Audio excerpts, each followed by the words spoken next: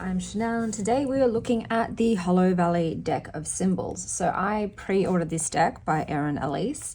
I believe that I paid around $135 Australian for it. It was around $60 US with $25 US for shipping, so it was around $135.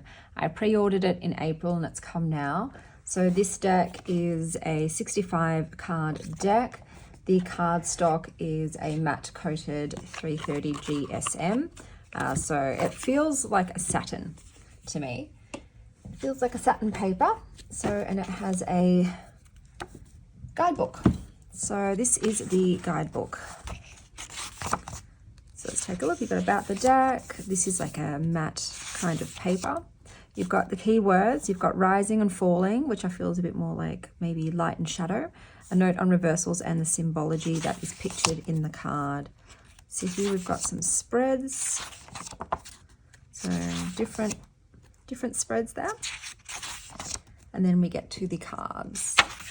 So here you have a full page picture of the card. And then you've got the rising and falling keywords, you've got about the card, and then you've got what the symbols mean. So it's like that for every card in the book.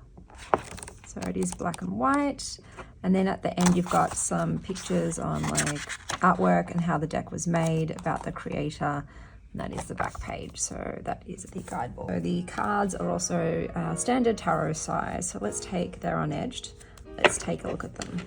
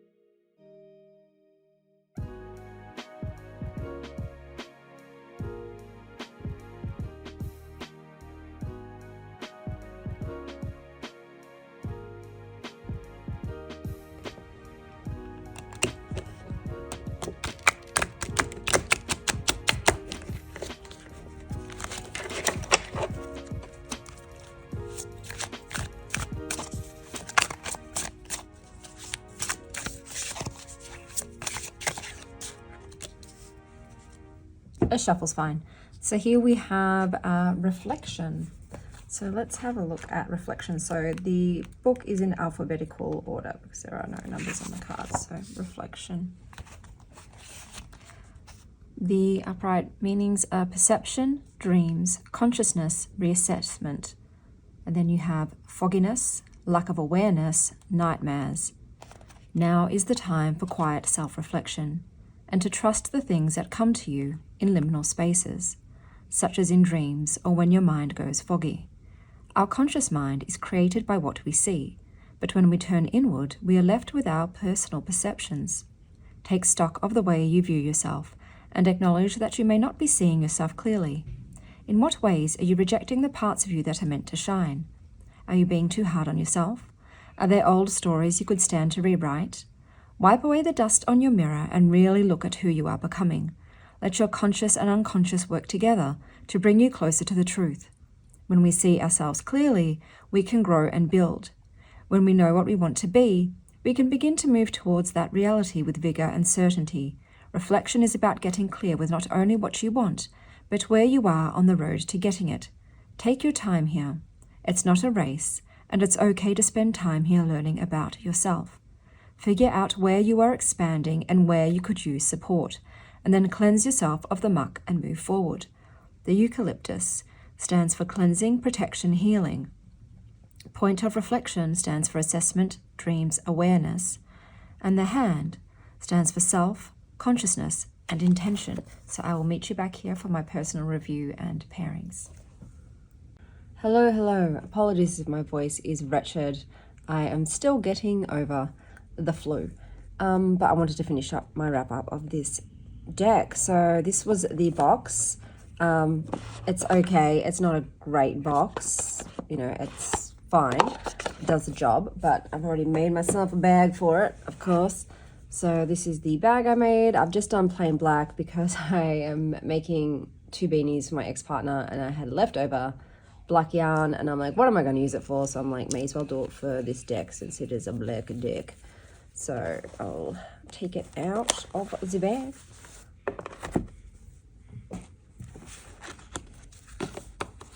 Okay, so first up, let's talk about the backs. They're fine. They're cool. I don't mind them at all. I did edge mine in black. It didn't take very well, to be honest with you, I guess because of the cardstock. In terms of the cardstock, I do like it. It's fine. It's absolutely fine. I'll just put the cards down here. The guidebook. The guidebook is great. It doesn't include a lot before you get into the cards. There's just a few basic spreads and just a tiny little bit of information about the decks. It's not a lot, but then you've got the cards here and they have a perfect amount with the rising and falling keywords, then about the card and about the little symbols down the bottom, some keywords for those as well. So I do like the black and white aesthetic of it. It's on matte paper and it's a bit thick though. You probably have to crack the spine, but I'm not gonna crack it. But otherwise I have enjoyed using the guidebook. So I will show you what decks I paired it with. I'm just gonna do one at a time and then I'll do a little guided reading at the end. So the first deck that I paired it with was the Herbcrafters Tarot because I just wanted a bit of color. So I really enjoyed using these two together. I think the white space and with the white borders, it blends well, and I liked having the pockets of color on either side of the illustrations. So with the imagery on this deck, it's okay. I don't mind it. I don't really love it. It doesn't like make my heart squeal with glee. Oh, that's so cute. Those together. But I don't dislike it. So I think it's absolutely fine. Some images, obviously, I like more than others. It depends on the symbols used. There is a lot of repetition in the cards because of the repetitive symbols. Circles are a big symbol in this deck and are used quite often, as well as moon and some other elemental symbols. So I don't mind it. I'm going to be honest, I don't even recall pre-ordering this deck. I don't know what led me to do it. It's not really the type of deck I would normally go for.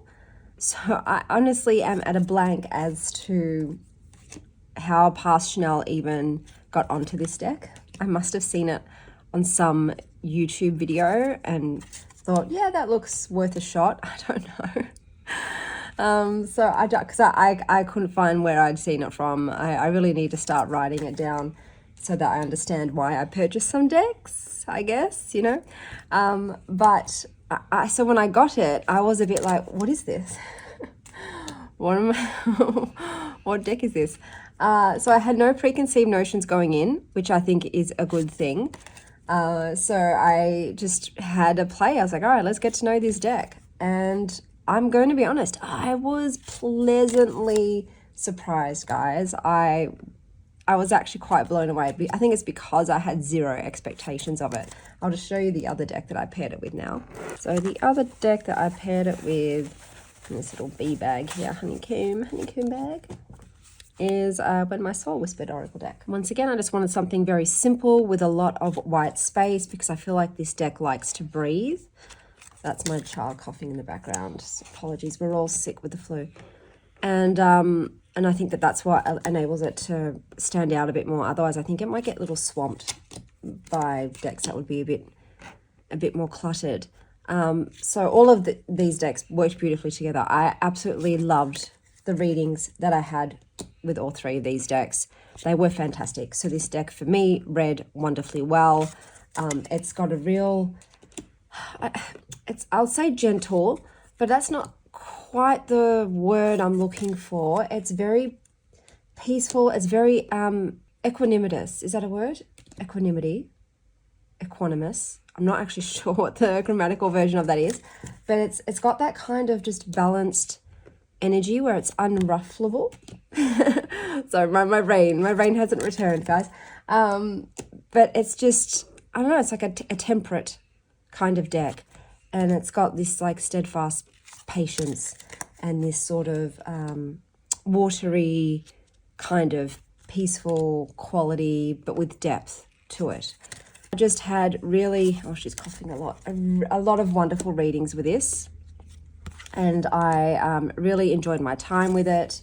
Like I said, the guidebook's great, the symbols are great too, and it's actually opportune because I'm like making my own oracle deck now, and I'm using a lot of symbols for it as well. So it's interesting to see how people interpret symbols, possibly in a different way.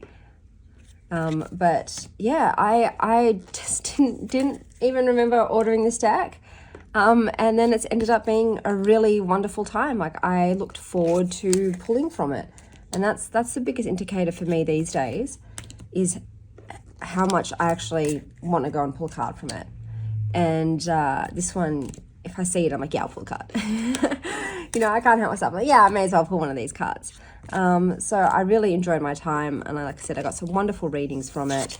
And I enjoy the pairings that I used all together. The quality is great as well. So I'm pretty pleased with the quality of the deck, and look forward to keeping it in my collection. So I'll just do a little sample reading now as a general energy check-in, so you can have another look to see how it reads.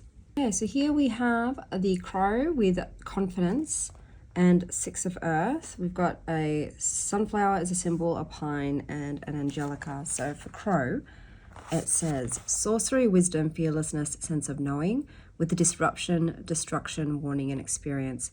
Crow feels a lot like a gut feeling that something is coming. Often pain and destruction force their way into our lives, disrupting our safety and sense of peace. You may feel as there is something on the horizon that frightens you, even if it provides you with an opportunity for growth. Trust your gut and know that you will feel guided through whatever is coming through gut feelings as well. Crow works from within, lending its knowledge that you are strong enough to face whatever comes your way. Not everything necessary is right is easy or comfortable, and crows are fearless in the face of darkness. Through destruction and experiencing situations where we feel loss of control, we find our power. Crows are as intelligent as they are abrasive, a symbol of walking through the painful parts of life bravely. Knowing that they may knock us down for a while, they will also bring us closer to knowing our true potential. So we've got crows meaning sorcery, wisdom, fearlessness, and sense of knowing, and angelica is protection, exorcism, and amulet. So with paired confidence and Six of Earth, it's, I think, indicating that you are confident in your wisdom, that you're confident in your abilities to draw upon your knowledge and your understanding to make wise decisions, using your own perception and discernment to navigate situations where perhaps you can assist others or be of assistance to others in a balanced manner, in a way that you are also not giving more than you are receiving. Maybe the confidence is also in the act of giving and receiving, so you can feel confident that you have something to contribute.